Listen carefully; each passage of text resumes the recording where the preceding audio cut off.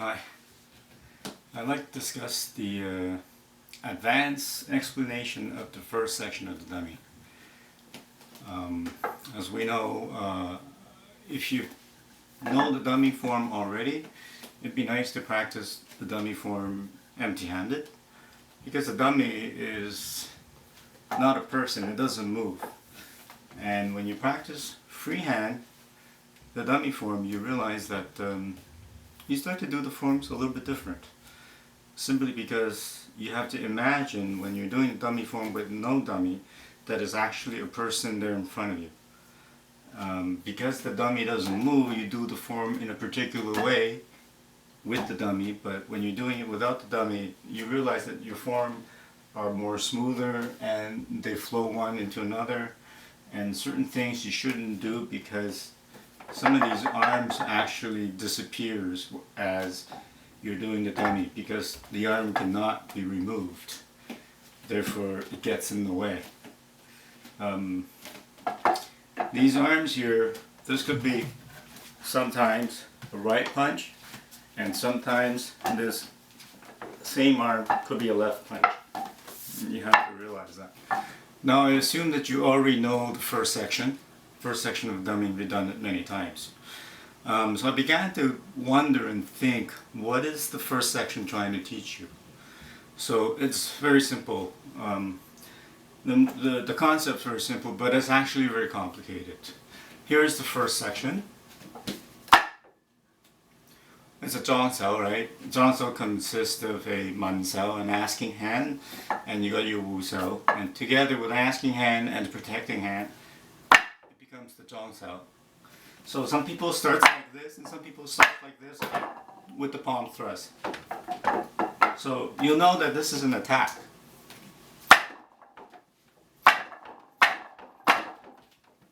Your first reaction when somebody attacks you is that you attack. So why is it that the second move is a neck grab? Is the neck grab one of the best things to do after an attack? So you begin to think, well, why is the dummy telling me to do a neck grab? I've already made a strike. The reason for that is, well, we like to recycle a lot in Wing Chun. We don't take anything to waste. Economy of motion. So if I really did a palm strike here, my next natural move would be to fire away. Why am I doing a neck grab? That's an extra ridiculous move. Yes, you can throw them to the ground, you can kick while you throw them to the ground, you can neck grab and eat your palm, but you're here already. Reason for that is dummy teaches you mistakes that you can recover. The biggest thing in section 1 and in a lot of sections of the dummy is that it teaches you how to make a bad thing good. Nobody's going to be able to hit anybody when you're sparring or fighting. 99% of your moves are mistakes and failures, and only maybe 1% of your moves you manage to block and attack.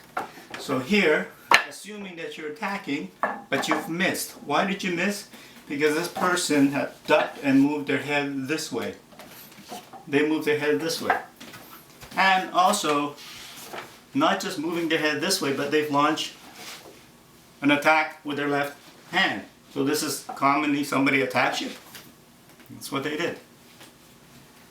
So what happens is you've missed. Now, you're precariously is a really awkward position. Your hand here have missed the face. His head is only over here now, and your hand is over there, behind his head. So now you say, oh shit, what am I going to do? He's launching an attack. Most martial arts would say, well, you've missed, come back, block this attack here that's coming, and attack with your other arm. Wing Chun says, no, that's too much work. I'm lazy. I don't want to move around. I've already deployed in my hand. What am I going to do? Next best thing is the neck grab and the lap. Because he's throwing this at me. I'm already here. This is the most natural, quickest, fastest way to protect myself is to do a lap. That's all fine and dandy, but this person is not a dummy in this case. This person realized that you're doing a neck wrap. Right away he throws a right. He goes like this, he ducks, and he throws a right. It's the 1-2 punch. Everybody does that. That's the most common thing. Now, I thought I missed, so I turned this into a neck wrap, and now, oh shit, this punch is coming right at my face now. It's like over here, his right punch. There's no time for me to lap and pull him and the neck wrap. There's no time. The punch is coming imminently in front of my face. Well, what do? I cannot block with this hand because my motion right now is this. This is my motion. I'm moving back. I cannot move back at the same time and block with this hand because my force now, well, even though it's in the hip, my force now is going back. The only thing I can do, no time, the punch is here now. I'll have to disengage and I have to do a bong. Because this hand comes over into here. It flows. This hand is completely useless in this situation. So now I realize that I've done a wrong bong. When you do a cross hand bong, this is right hand, this is my right hand. It's a cross arm bong. It's the wrong bong. It's a good thing, but it's not the best thing. As we know in class, when you do a bong, that's wrong, the wrong hand bong, you have to go here because if you don't, you're going to be bombarded with this hand here and here. So here you go from. So now you have to remember, most people make this mistake, is when you go from here to here, don't hit the thing too hard. Most people hit it hard, and if you hit it too hard, you won't be able to come all the way to this side. Plus, when you hit it hard, he's going to be hitting you with his left arm. You're helping him to hit you with his left arm. Because he's going like this, and you ball really hard, and it's just a natural progression. You're helping him turn his shoulders to hit you with his left. So, hit it like a wet towel. Don't hit it hard. Just engage and stick to it. And this is where sticky hands come from. Not this way. Is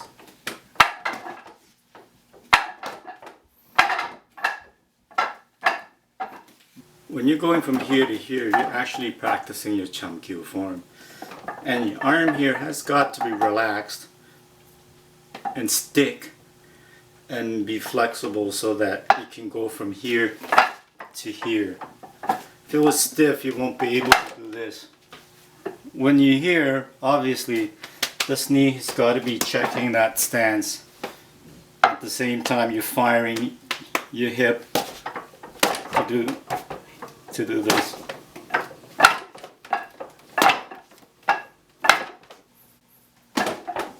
So now this guy, right arm, sees the time in front of him. He wants to get rid of it. He doesn't like it. When he gets rid of it, it goes this way. You let him get rid of your time and you place it with another time with your left arm, while this hand goes to the bottom. Now it goes to the bottom to block a kick or knee, or it goes to the bottom, it could even strike. Now you're dealing is his left arm again. He's going to swing the left one. So your best protection in a close quarter fight is your kwan. But even your kwan in this scenario, he's coming in way too fast. If he wasn't coming in fast, you could do a kwan and a two-hand strike. But in this case, it's coming in way too fast. You do a kwan and you have no choice. You can't stop it. You're not ready for this, and he's way too strong and way too fast. This is the crucial part: is you don't go from here and disengage and here. Most people seems to make that mistake. You go from here, there is a bong here. It's not mentioned, it's not taught, but there is a bong here. You would technically have to engage this hand, keep checking this hand with the bong before you release your time. Then it's just the same as the other side. You go from your bong back to a time and strike once again there. And then just to close it up, you check this hand, you throw that one, you check that one, and you go a tut and a palm strike, and you finish off with a double tut and a toss out, just to get rid of them. And then you repeat the same process with the other hand. So once again,